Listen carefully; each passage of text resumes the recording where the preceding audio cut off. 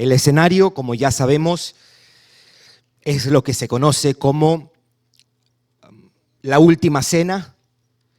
Jesús está dando lo que se ha conocido como el sermón o el discurso del aposento alto.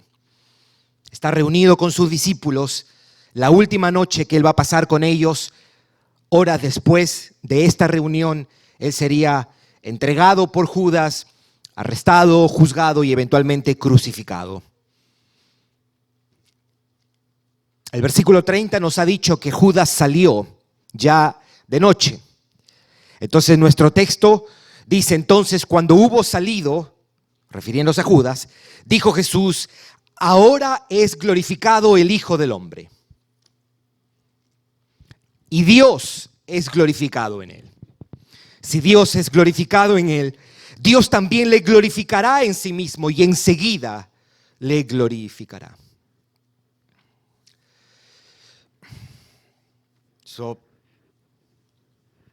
Ni 2 sermones, vamos a tomar 2 sermones, ni 3 sermones, ni 100 sermones le van a hacer justicia a esto.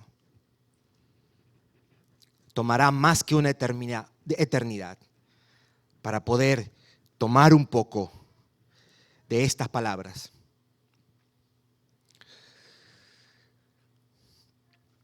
Imagínate que soy un padre y que tengo un hijo que se llama Johanán. Él tiene 11 años de edad. Nos acabamos de mudar a un vecindario y todavía no conocemos a los vecinos. El vecino se llama Mario y su esposa Maritza, y ambos tienen 2 hijos. Un día Johanán llega a casa y estoy yo a punto de salir a trabajar. Cuando llega Johanán, él me saluda con un beso, me abraza y con una cara feliz me dice: mira, papá, y me entrega sus calificaciones. Al leerla me doy cuenta de que todas sus notas eran 100 y todo era A+. Y aunque yo sabía que era así, aún así me llenó de mucha alegría y satisfacción. Entonces yo saco 2 billetes de $100 y se los doy, porque le había dicho que si obedecía en estudiar y portarse bien, le daría un gran regalo. Después, antes de salir al trabajo, ya estoy tarde, veo que mi vecino llega a su casa, pero está un poco golpeado, está cojeando y camina con dificultad, y entra a casa junto con su esposa. Noto también que él está un poco triste y le pido a Johanán que vaya a la casa del vecino y que se ponga a su disposición. Si necesita algo, que nosotros le ayudamos. Después que me voy, Johanán comienza a preparar una comida y cuando termina, va a la casa del vecino, toca la puerta, abre la esposa y la saluda con mucho respeto y atención.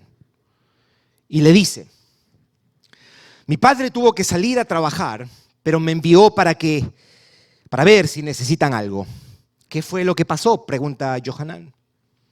La esposa responde y le dice: él está dolorido y triste. Es que hoy tuvo un accidente en el trabajo y a causa del accidente lo han botado. Johanán sube y ve a Mario compungido, acostado en la cama.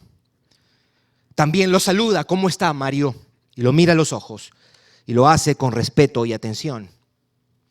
Luego le dice que le ha traído comida y que si hay algo que él pudiera hacer para aliviar la situación en la que se encuentra. Johanán luego saca los $200 que yo le he dado y se lo entrega a Mario.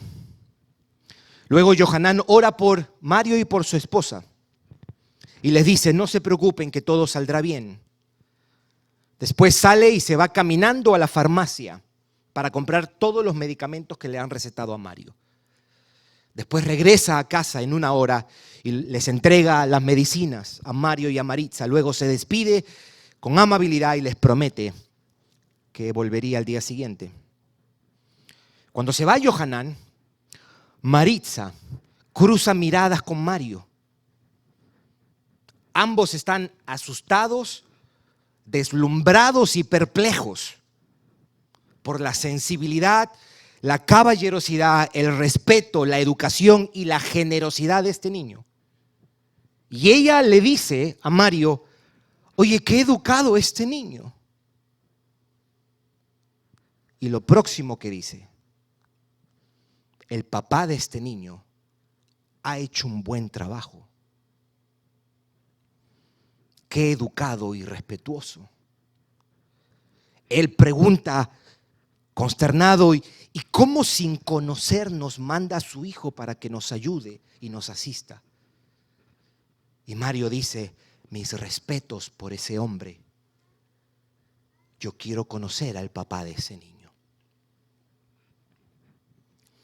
Como se llama la obra, la podemos llamar de muchas maneras.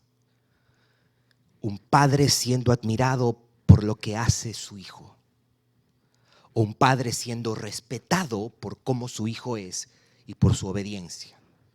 Aquí tenemos a un papá recibiendo honra por algo que hace su hijo. Un papá que es conocido por las acciones de su hijo. Y esto es lo que tenemos en este pasaje.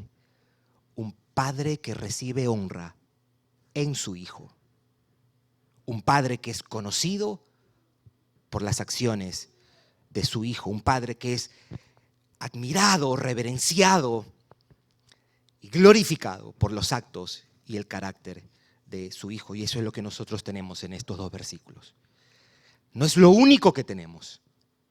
El texto nos dice que Dios es glorificado en él, queriendo decir, Dios recibe gloria en lo que hace el hijo o por lo que hace el hijo.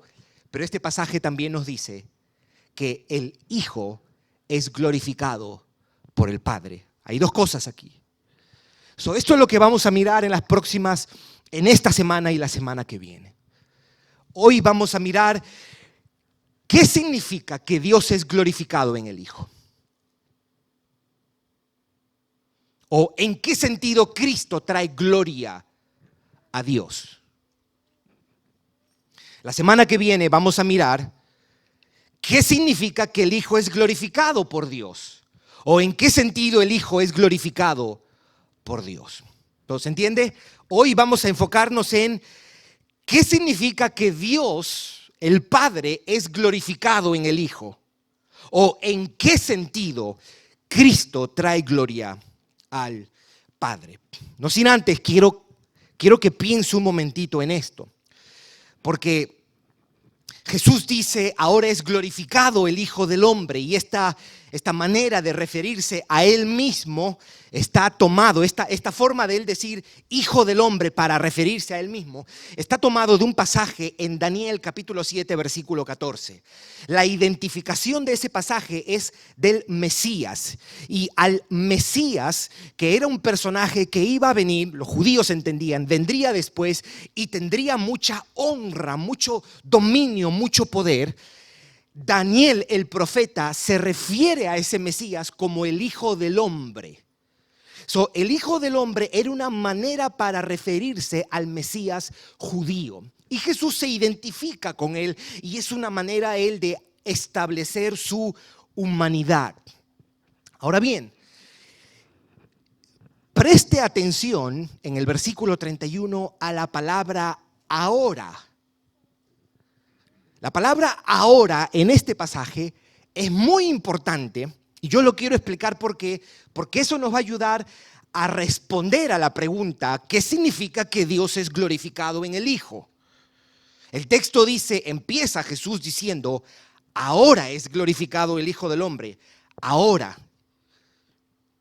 La respuesta es que esto es una referencia a la proximidad de su muerte. Ya en el capítulo 12, escuche cómo Jesús habla. Esto es Jesús hablando. Ha llegado la hora para que el Hijo del Hombre sea glorificado. Ha llegado la hora para que el Hijo del Hombre sea glorificado. lo próximo que habla es de muerte, de su muerte. Y en el capítulo 17 dice lo mismo.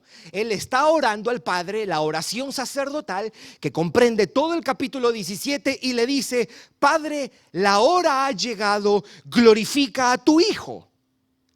Momentos después que termina Jesús esa oración, es arrestado y llevado al sacrificio. Entonces, en Juan 12 dice: la hora ha llegado, hablando de su muerte.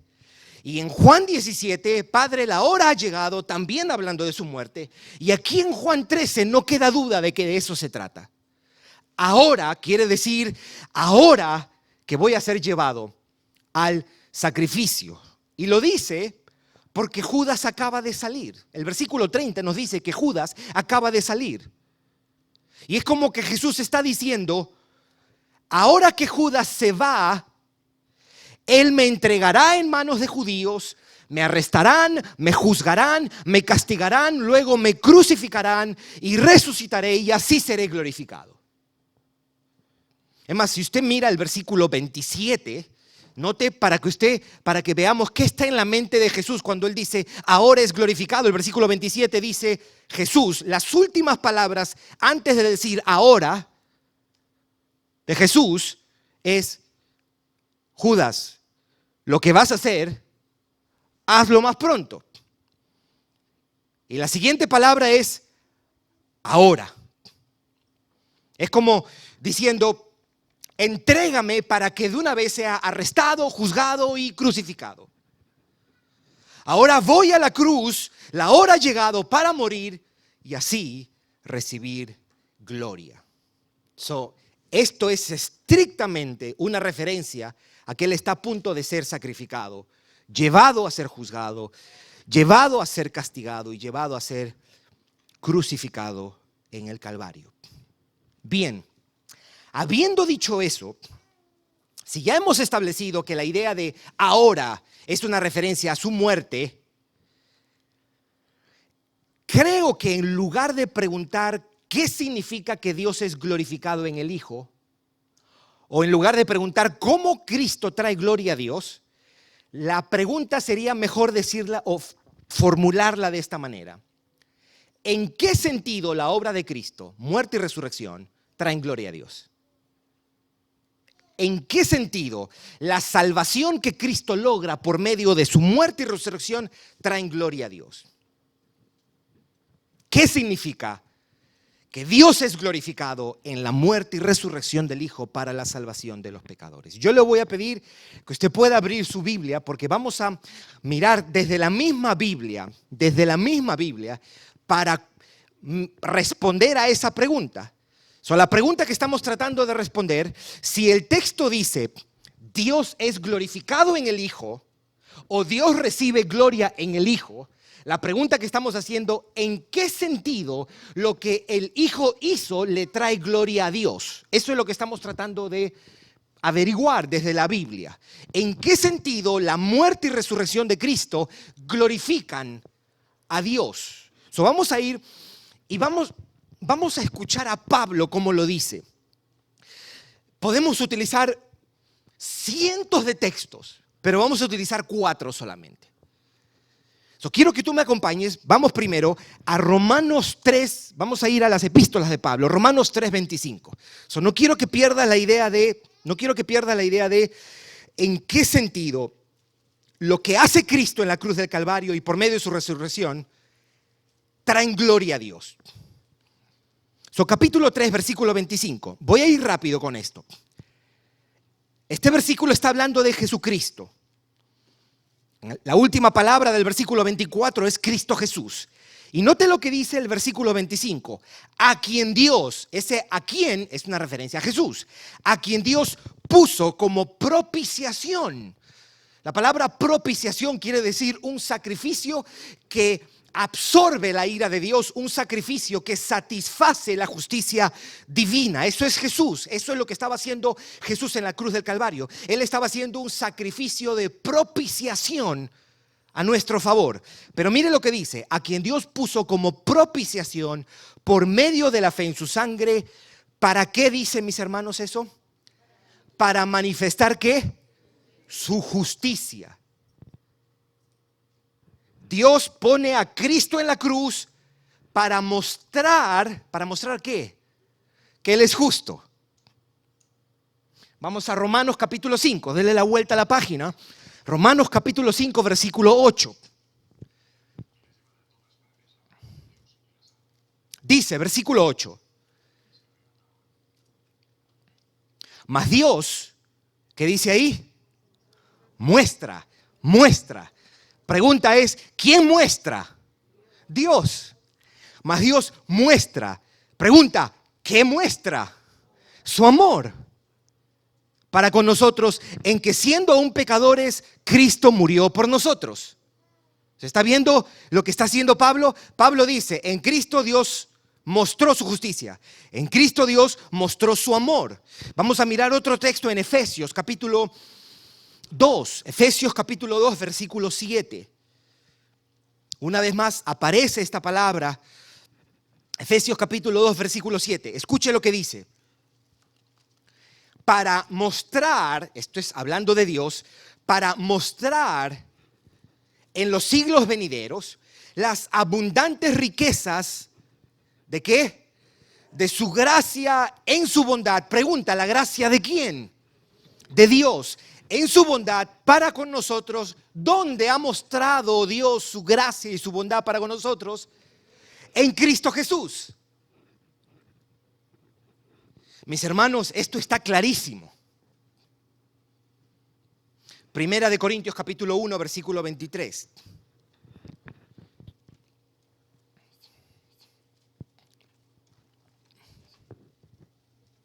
Versículo 23 y 24.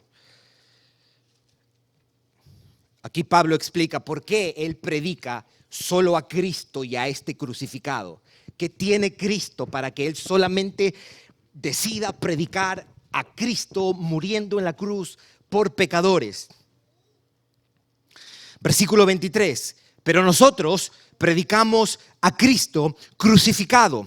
Para los judíos ciertamente tropezadero y para los gentiles locura. El judío buscaba señales porque ellos estaban deslumbrados con la manifestación de poder por medio de las señales. Y los gentiles buscaban sabiduría, estaban deslumbrados por las cosas nuevas que escuchaban y las cosas nuevas que se enseñaba. Dice versículo 24, más para los llamados, y esto es una referencia a los creyentes, judíos como griegos, Cristo, poder de Dios y sabiduría de Dios. Cristo, poder de Dios y Cristo, sabiduría de Dios. Romanos 3:25 nos ha dicho que Dios en Cristo muestra su justicia. Romanos 5:8 nos dice que Dios en Cristo muestra su amor. Efesios 2:7 nos dice que en Cristo muestra su gracia y su bondad para con nosotros. Y 1 de Corintios 1:23 al 24 dice que Dios muestra en Cristo su poder y sabiduría. Hacemos otra vez la pregunta, ¿qué significa que Dios es glorificado en el Hijo? ¿O qué significa o por qué decimos que por medio de su muerte y resurrección Cristo trae gloria al Padre? Y la respuesta, tomando en cuenta esto que hemos leído, sería decir, porque en Cristo está revelado el carácter de Dios de manera plena, convincente y definitiva. Para decirlo de otra manera, ¿qué significa que Dios es glorificado en el Hijo? Significa que Cristo, por medio de la redención que comienza con su sacrificio en la cruz, es quien muestra todos los atributos de Dios. El acto de redención expresa lo admirablemente glorioso que es el Creador. La cruz nos muestra a Dios en toda la plenitud de sus atributos. Es decir, la salvación en Cristo es la que nos muestra la justicia de Dios, su amor, su santidad, su poder, su sabiduría misericordia y gracia divinas. Escuche lo que decía John Stott en su libro La Cruz de Cristo. Él tiene un capítulo extraordinario donde él habla y dice: la cruz de Cristo no solo es un acto salvífico, sino también es un acto de revelación. En otras palabras, Dios no solo logra algo, sino también revela algo acerca de sí mismo. Escuche cómo lo dice. Lo que obtuvo la cruz de Cristo se ha de ver en función de la revelación tanto como de la salvación. En términos corrientes podemos decir, dice John Stott, que fue un acontecimiento revelador así como salvífico.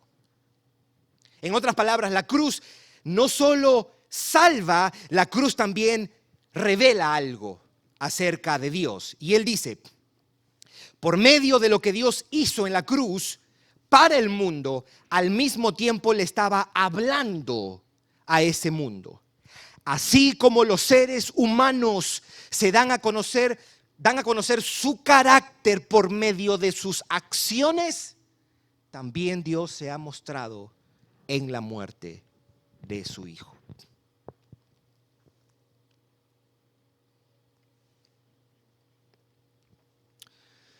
Con tristeza escuchaba la entrevista de una periodista que, digo con tristeza porque yo nunca la había escuchado. Ellos son creyentes. Bueno, digamos que sí, ¿ok? Su esposo le había dado el COVID y lo llevaron al hospital, estuvo a punto de morir. Y ella decía: yo me puse a orar para que él no muriera. Nosotros, decía ella, tenemos 3 hijas y yo no quería que él muriera. Y yo me puse a orar. Y mi esposo se sanó. Dios es bueno.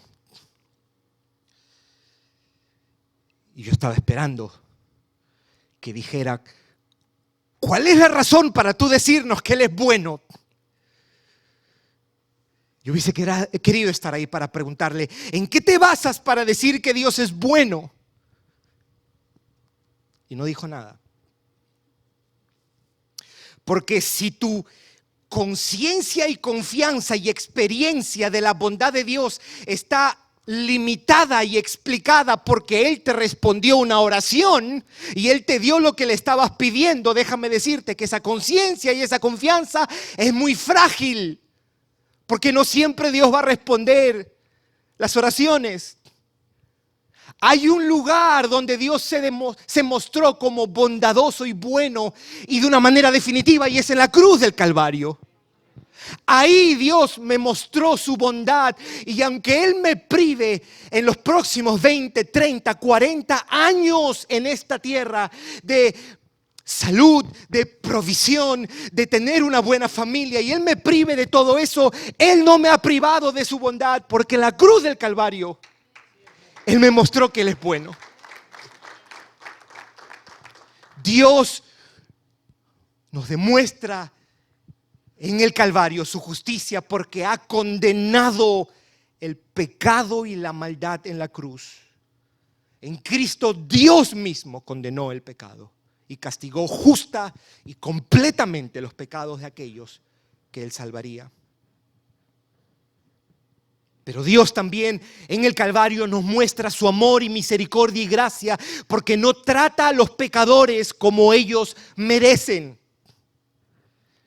En la cruz,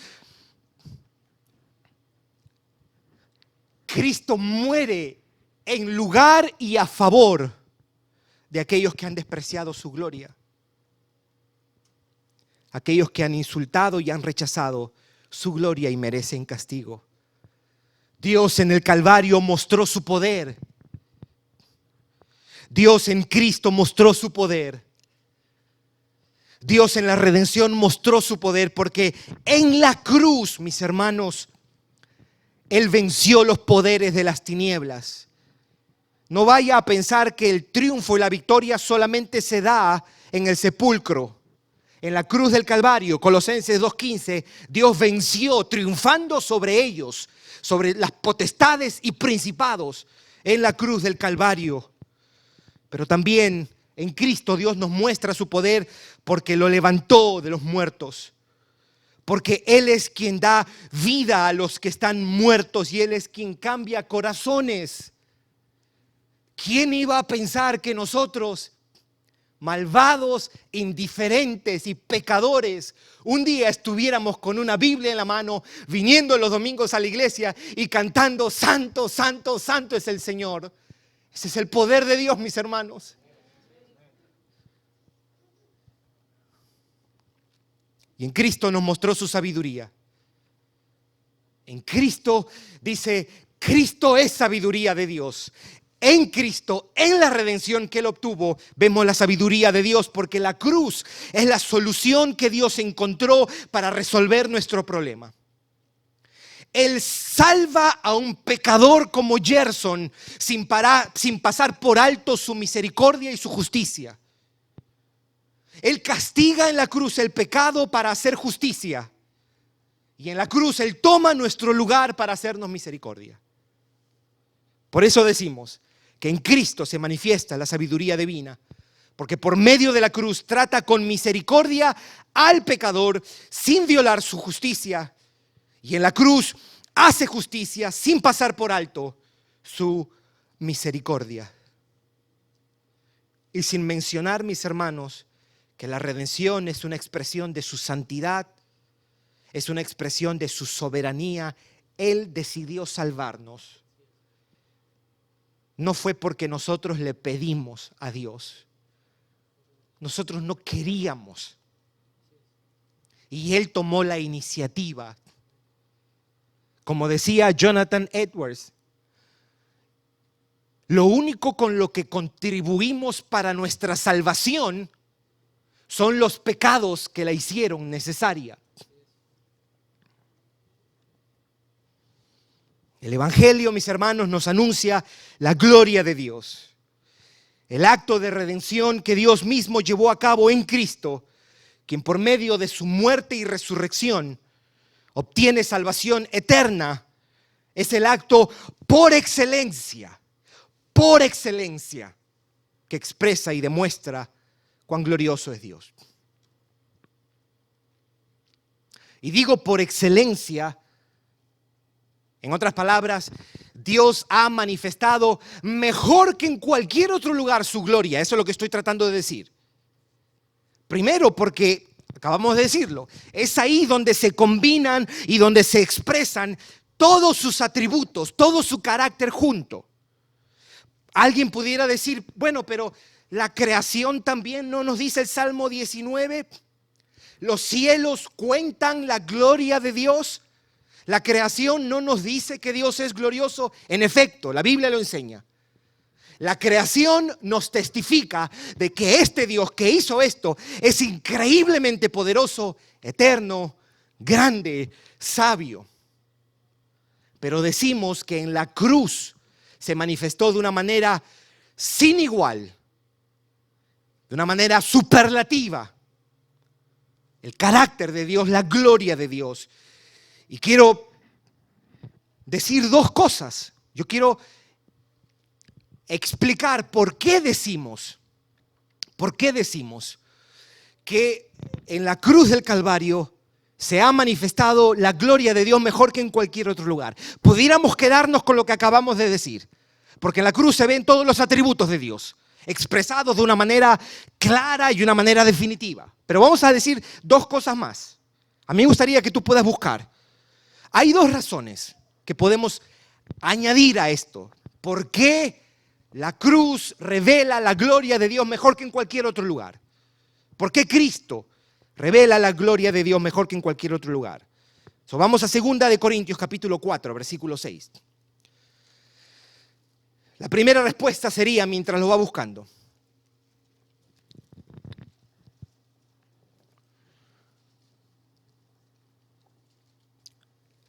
Porque la Biblia enseña que para ver esta gloria, debemos primero recibir la luz que Dios nos da. Me explico.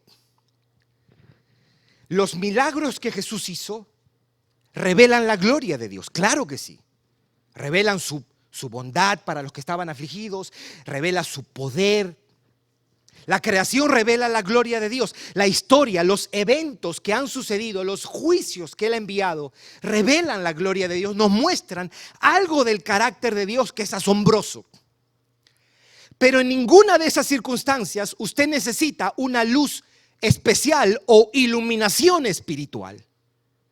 Mire lo que dice Pablo en 2 de Corintios capítulo 4 versículo 6. Porque Dios, que mandó que de las tinieblas resplandeciese la luz, eso es una referencia a Génesis 1, es el que resplandeció. En inglés dice God shone. Resplandeció en nuestros corazones. ¿Y para qué resplandeció Pablo? Para iluminación. ¿De qué? Del conocimiento. ¿Ok? ¿De qué? De la gloria de Dios. ¿Ok?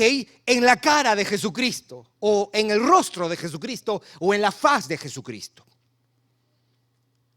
Este es un texto importantísimo. Este es un texto para memorizar, recitar y meditar. Esto puede ser un resumen de toda la Biblia. Este versículo puede ser un buen resumen de toda la Biblia. Porque aquí me dice que en el rostro de Cristo o en la persona de Cristo, al verlo y contemplarlo, vemos la gloria de Dios. Es lo mismo que nos está diciendo lo que hemos leído en otros pasajes. En la persona de Jesucristo, quien dio su vida por pecadores, es que podemos conocer la gloria o cuán glorioso es ese Dios. Pero el texto también me dice que para ser capaces de ver esta gloria, ¿qué tiene que pasar? Dios tiene que prender el foco. ¿Sabe por qué usted ve, mi hermano, mi hermana, hoy lo que antes no veía? Porque Dios prendió la luz.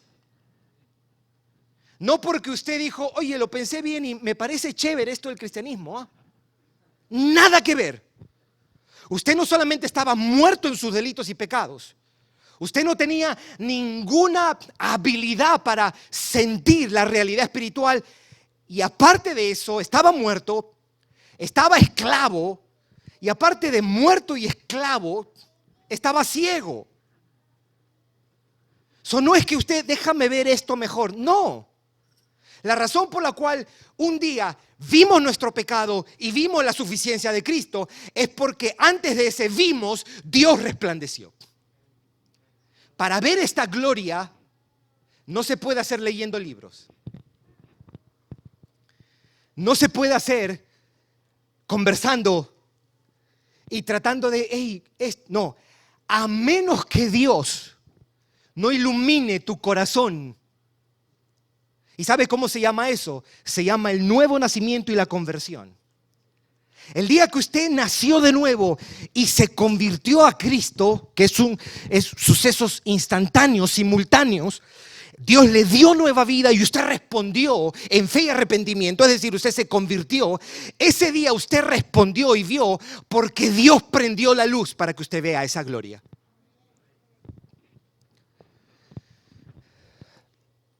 Por eso usted viene a la iglesia ahora. Y por eso para usted es importante cantar. Por eso para usted es importante cantarle a Dios. Por eso para usted es importante andar en santidad. Por eso para usted es importante leer la palabra. Por eso para usted es importante orar al Señor. Por eso es importante asistir a su grupo, confesar los pecados unos a otros, dar sus ofrendas. Por eso para usted es importante. ¿Por qué? Porque Dios un día prendió la luz y usted vio. ¿No es increíble eso, mis hermanos? Ahí está la respuesta de, oye, ¿y por qué fulanito lo he traído tanto tiempo a la iglesia? Porque Dios todavía no le ha amanecido. Ora para que le amanezca.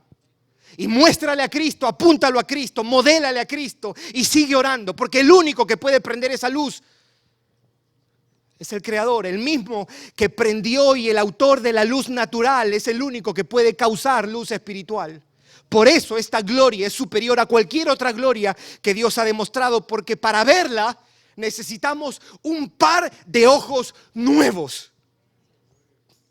Y ahora vemos lo que antes no veíamos. ¿No es glorioso eso, mis hermanos?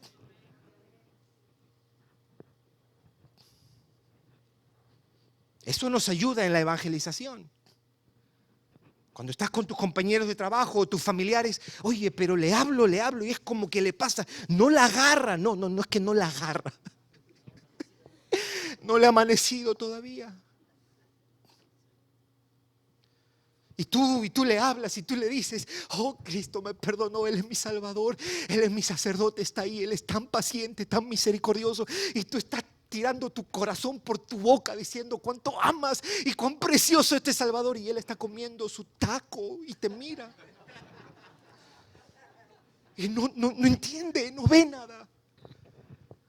Papá, que tú te cargas porque tus hijos, porque no ves señales. Está bien que te cargues, está bien que llores, sigue orando. Ora para que el Señor prenda la luz. Ora para que Él un día abra sus ojos y cambie su corazón y pueda ver lo que tú estás viendo ahora. Y sigue orando y no dejes de orar. Porque un día puede responder Dios tu oración.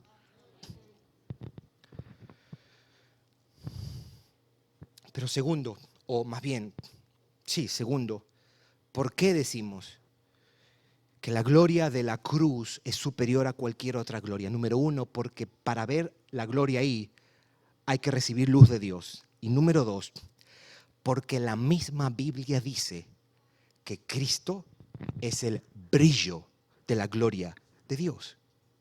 En otras palabras, para usar un lenguaje contemporáneo, la Biblia nos dice que en Cristo Dios se lució. ¿Usted ha escuchado? Usted, cuando una persona dice, oye, este tipo se lució. Hebreos 1, versículo 3. Note lo que dice, hablando de Jesús, el cual, siendo el resplandor de su gloria, hablando de Jesús, y la imagen misma de su sustancia, y quien sustenta todas las cosas con la palabra de su poder. Ya ve, Cristo no solamente es creador, Cristo es quien sustenta todas las cosas y lo hace con la palabra de su poder.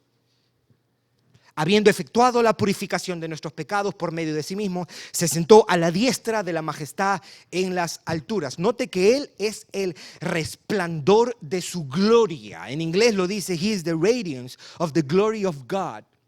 Radiance means light, shining, brightness. Resplandor quiere decir brillo. Y es una palabra única en el Nuevo Testamento, no aparece otra vez. Cristo es el brillo de su gloria. Él es quien muestra su gloria como ninguna otra cosa lo hace. Aquí tenemos un texto. Cada atributo de Dios fue exhibido, fue mostrado, desplegado de manera grandiosa y sin igual en la cruz del Calvario. Dios se lució, se mostró como justo ahí. No reclame injusticia a Dios, no reclame injusticia a Dios.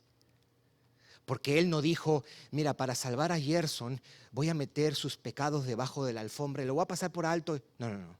Él tuvo que castigar a su hijo para salvarme. Él tuvo que poner mis pecados en la cruz de su hijo y castigar el pecado sobre la cruz. Yo no puedo acusar a Dios de injusticia, ni de bondad, ni de amor. ¿Cómo cuestiono su bondad? Dios ha mostrado glorioso. Él es como que ha dicho, te presento a mi hijo, míralo. Es por eso que hace 2 meses escribía ese poema. ¿Qué caramba pasó en ese madero? que a veces pasamos por alto y Dios dice, pero ahí estoy yo, ahí te amé, ahí te salvé, ahí te mostré mi justicia.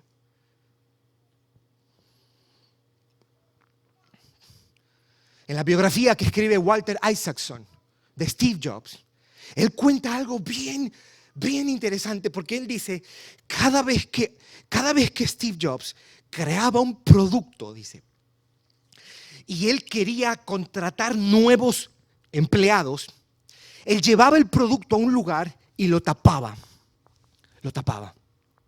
Y él llamaba al nuevo empleado o al candidato y él lo llevaba a ese salón. Y él agarraba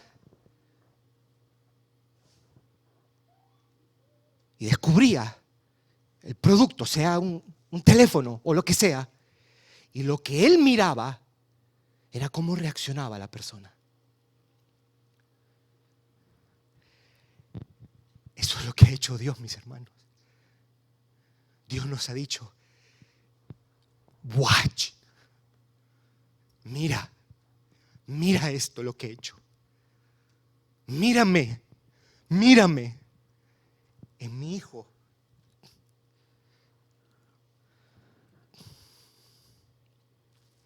¿En qué sentido la obra de Cristo, su muerte y resurrección, traen gloria a Dios? ¿O en qué sentido la salvación que Cristo logra por medio de su muerte y resurrección glorifican a Dios? En el sentido de que por medio de su muerte y resurrección vemos a Dios glorioso en su amor para con nosotros.